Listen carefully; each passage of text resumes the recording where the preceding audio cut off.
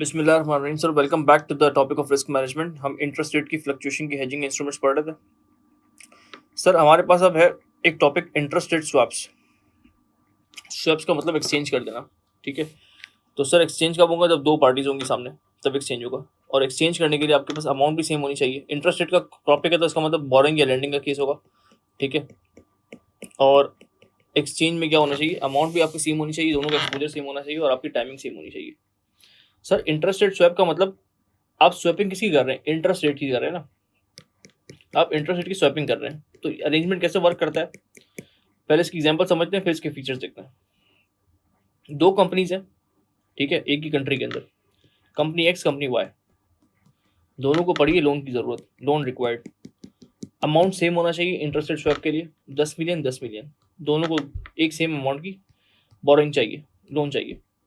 Sir लेकिन company x जो है ना, वो हमेशा से फिक्स रेट पे इसने लोन्स लिए हैं, कभी भी फ्लोटिंग रेट की चीज़ें नहीं उठाई है। फ्लोटिंग रेट में रिस्क होता है डेफिनेटली यार, रेट चेंज होता रहेगा बार बार। इंटरेस्ट कौन कंट्रोल करता रहेगा इंटरेस्ट को?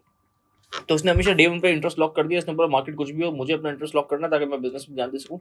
और हमारी प्रेफरेंस हमेशा फिक्स इंटरेस्ट की रही है।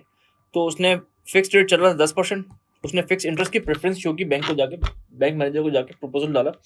और कंपनी वाई ने कहा कि हम फ्लोटिंग रेट देते हैं, हम फिक्स के चक्कर में नहीं पड़ते यार। अगर इनकेस रेट नीचे आ गए तो हम फिक्स में ज़्यादा क्यों दें, ठीक है ना। हम मार्केट की अपॉर्चुनिटी का वेट करते हैं और हम फ्लोटिंग रेट लेते हैं, हम फिक्स रेट लेते हैं। हमारी प्रेफरेंस ये है, कंपनी की अपनी अपनी प्रेफरेंसेज ये हैं। अभी लोन अप्रूव नहीं हुआ है तो फ्लोटिंग रेट क्या है? LIBOR plus 2%। इस तरह पाकिस्तान में होता है काइबोर, इस तरह LIBOR, London interbank offer rate plus 2%, ठीक है।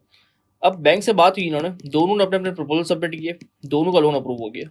सर लोन तो अप्रूव हो गया, लेकिन जो ख्वाहिश थी, जो प्रेफरेंस थी, वो अप्रूव नहीं हुई। कैसे अप्रूव नहीं हुई? कंपनी एक्स जो फिक्स चाहती थी ना, उसको दे दिया लाइबोर प्लस 2%।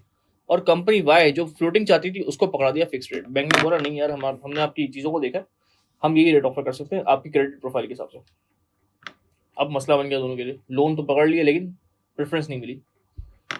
तो सर अब क्या अवेलेबल ऑप्शन है के पास है? फाइनेंशियल मैनेजमेंट के अंदर क्या ऑप्शन अवेलेबल है कि दो पार्टीज हो, सेम अमाउंट हो, सेम टाइमिंग्स ऑफ लोन हो, लेकिन इंटरेस्ट रेट जो है वो डिफरेंट मिल गया लोगों को। तो एक फीचर अवेलेबल है हमारे पास इंटरेस्ट रेट स्वैप्स का। इसमें आप क्या करते हैं कि अपने इंटरेस्ट को स्वैप कर लेते हैं, एक्सचेंज कर लेते हैं। दो पार्टीज अपनी same amount of same timing of loan को, कि इंटरेस्ट की ऑब्लिगेशंस को एक्सचेंज कर लेती हैं। सर क्या होगा? अब इसका सोल्यूशन ये है कि आप अपना लोन, कंपनी एक्स अपना लोन, कंपनी वाई अपना लोन ले लो एक्चुअल रेट्स पे, ठीक है। एक्चुअल रेट्स पे लोन अप्रूव करा लो, जो बैंक ने आपको अप्रूव करके दिया उन पे लोन ले लो एक्चुअल रेट्स पे। एक साल बाद जब इंटरेस्ट पे करने आओगे ना, तो स्वैप कर लेना। तो आप स्वैप कर लेना एक साल बाद। कैसे? Sir company X company Y का इंटरेस्ट पे करते, क्योंकि कंपनी एक्स को फिक्स रेट चाहिए था, तो कंपनी फिक्स रेट का इंटरेस्ट वाई से उठाए, वो बैंक को जाके पे कर दे।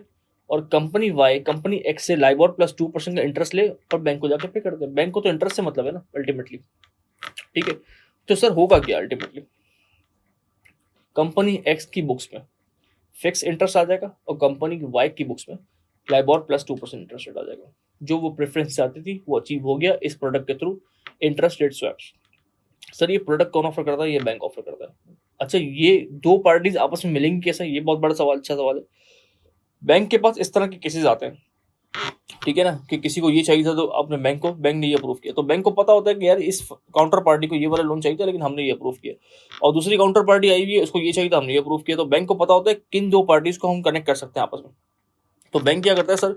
बैंक दो पार्टीज को आपस में कनेक्ट करा देता है। इस अरेंजमेंट पे वो एक फीस चार्ज कर लेता है कि यार हमारे पास ऐसे मल्टीपल केसेस हैं जिनको ये लोन चाहिए और ऐसे मल्टीपल केसेस हैं जिनको ये लोन चाहिए। तो हम एक काम करते हैं, पार्टीज को आपस में कनेक्ट करा लेते हैं और अपना एक अरेंजमेंट फीस चार्ज कर लेते हैं, ठीक है। हमें तो इंटरेस्ट से मतलब है ना, वो कहीं से भी लाए और उनकी अपनी बुक्स में वो इंटरेस्ट आ जाएगा।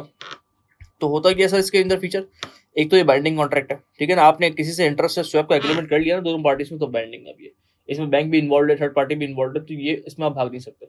आपको अपनी इंटरेस्ट रेट की ऑब्लिगेशन स्वैप करनी पड़ेगी, ठीक है। फिर एक्सचेंज ऑफ इंटरेस्ट। सर आपका इंटरेस्ट कुछ और था, मेरा इंटरेस्ट कुछ और था। मेरा फिक्स था, आपका फ्लोटिंग था। हम दोनों ने क्या किया, अपने इंटरेस्ट को एक्सचेंज कर लिया ताकि हम दोनों खुश रहें। OTC over the counter, like minded situations में हो सकता है, ठीक है ना। जब दो लोगों की सिचुएशंस आपस में बिल्कुल ऑपोजिट होंगी तभी जाके ये काम हो सकता है ना। बैंक में एक्ट एज इंटरमीडिएट, तो बैंक क्या करता है? एज एन इंटरमीडिएट एक्ट करता है, दोनों पार्टीज को मिला देता है और ये काम करवा देता है और इसके वो पैसे चार्ज कर लेता है। बैंक एक फीस चार्ज कर लेता है। सर इसमें एक ट्रांजेक्शन कॉस्ट इन्वॉल्व होती है। बैंक जैसी बात है, जब एक फीस चार्ज करता है तो कोई ना कोई ट्रांजेक्शन कॉस्ट भी लेता है इस चीज़ की। लेकिन इसके लिए सर अमाउंट सेम होनी चाहिए और timing of the loan same होना चाहिए, तब जाके आप अपनी इंटरेस्ट रेट की ऑब्लिगेशंस को स्वैप कर लेते हो, एक्सचेंज कर लेते हो। तो this was the case of interest rate swaps. इसमें क्या होता है सर, आप अपने मनपसंद के इंटरेस्ट रेट को अपनी बुक्स में लेकर आ जाते हैं इस तरह करके। I hope this is clear. Thank you so much. अल्लाह हाफिज़।